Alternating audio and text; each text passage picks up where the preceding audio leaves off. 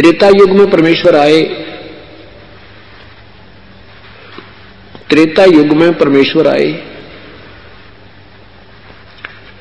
मुनिंद्र नाम था परमेश्वर का। ऋषि मुनिंद्र कहा करते थे। एक नल और नील नाम के आपस में मौसी के बेटे थे। दोनों का बहुत ही अच्छा आपस में प्रेम था।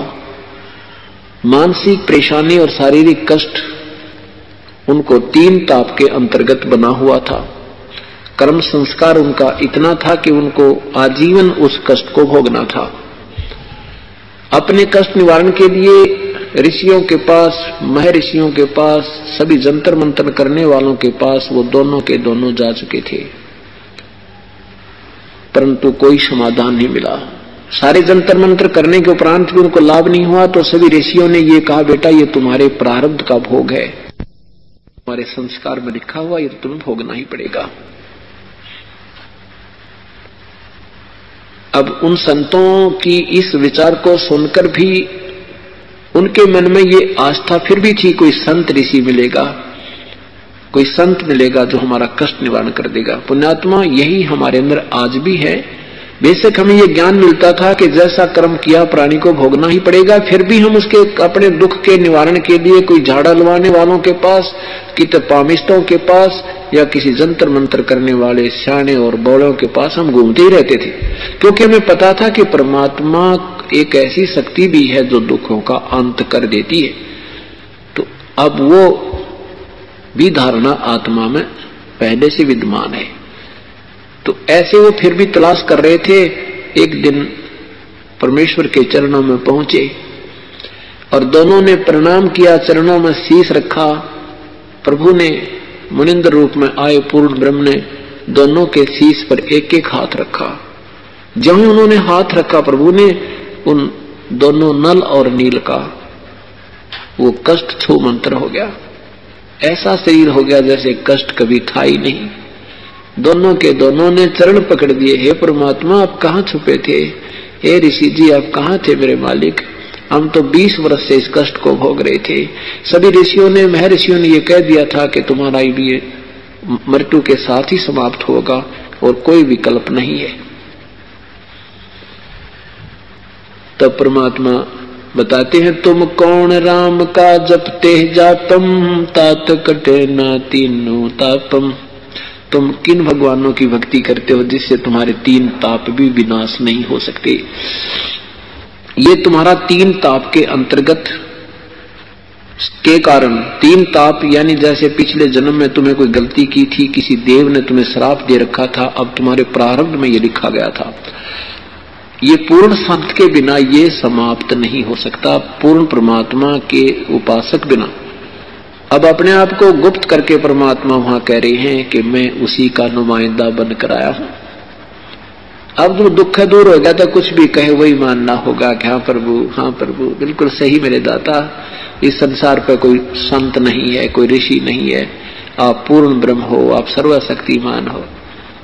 कहा बेटा ये तो एक फर्स्ट एड की है तुम्हारी, अभी तो ना जाने कितने कष्ट और तुम्हारे जीवन में हैं, उनके लिए मैं विधि बताऊंगा, ऐसे आप कीजिएगा, आपका इस जीवन में भी आनंद कल्याण होगा और मृत्यु के उपरांत आप सतलोक से ले जाओगे, फिर कभी जन्म मृत्यु नहीं होगी।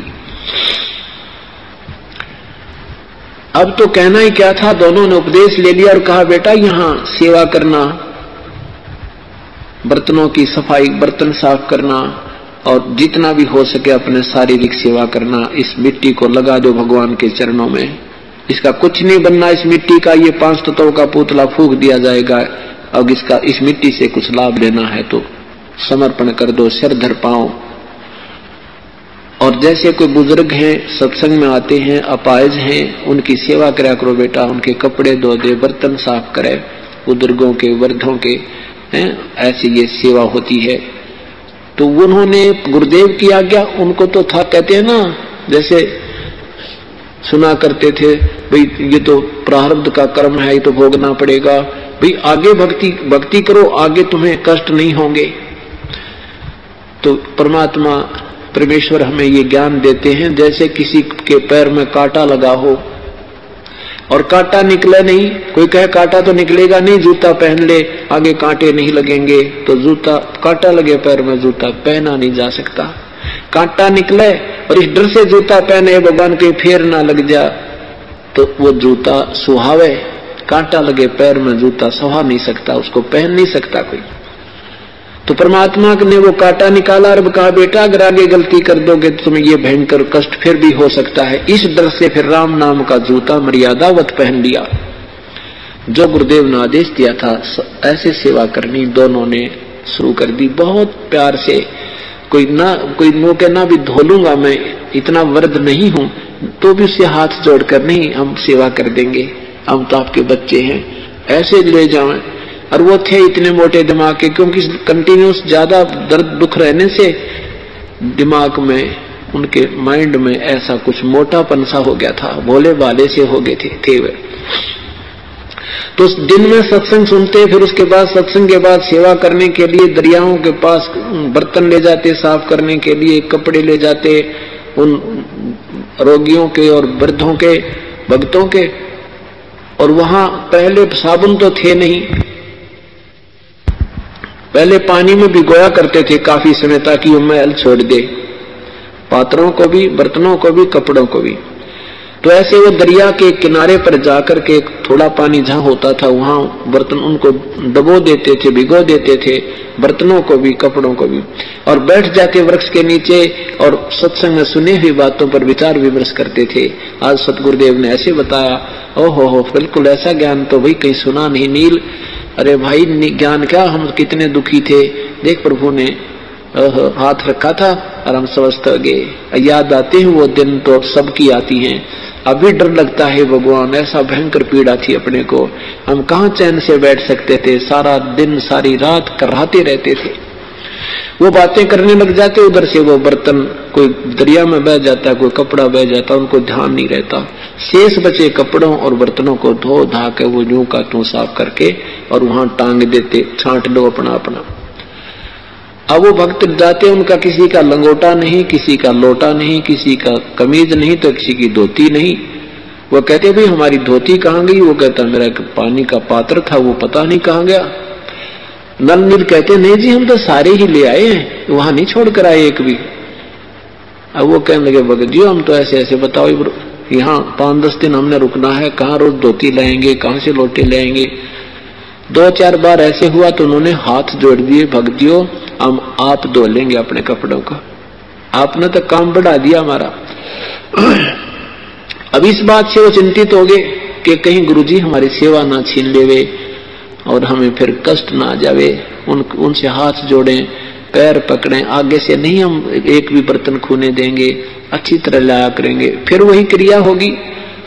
अंत में सभी भक्तों ने गुरुदेव से प्रार्थना की, गुरुजी अपने आपके सेवक हैं तो बड़े श्रद्धालु, पर ऐसे ऐसे हमारे साथ बात बन जाती है और इनको पता नहीं होता, इनका दोष भी नहीं है।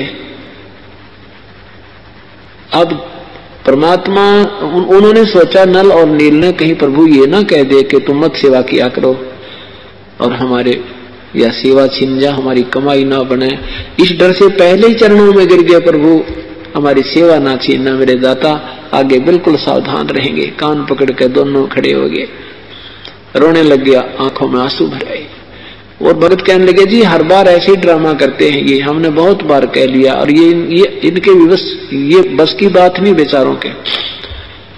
तो परमेश्वर ने दोनों तरफ की बात सुनकर कहा भाई कोई बात नहीं, सेवा करो बेटा, पर आज से मैं तुम्हें आशीर्वाद देता हूं, तुम्हारे हाथ से कोई बर्तन, लोहा, पत्थर, कुछ भी, कपड़ा किसी प्रकार का भी क्यों ना हो, पानी में तैरता रहेगा, डूबेगा नहीं। अब वो कपड़े धोने जाते हैं, बर्तन लेकर जाते हैं, पानी का बर्तन भरकर पानी पर रख देते हैं, कांसी के बेले को, पात्र, कांसी का पात्र कभी नहीं ठहर सकता पानी पर, चाहे कितना भरकर रख दो, चाहे खाली भी रख दो, तो वो ऊपर रख देते तो भी ऊपर तैरता रहता। ऐसे कोई पत्थर भी, जैसे कोई ईंट रख देते, पत्थर रख देते, वो भी तैरता रहता। तो वो समस्या हल होगी कि वो सेवा करते थे तो वो पात्र गुम हो जाते थे, कपड़े वो फिर पानी में वहीं रहते थे, तैरते रहते थे, डूबते नहीं थे और बहते नहीं थे। इस प्रकार परमात्मा अपने हंसों के कल्याण करने के लिए समय समय पर आते रहे। यदि परमेश्वर नहीं आते तो यहाँ परमात्मा की आस्था बिल्कुल समाप्त हो जाती।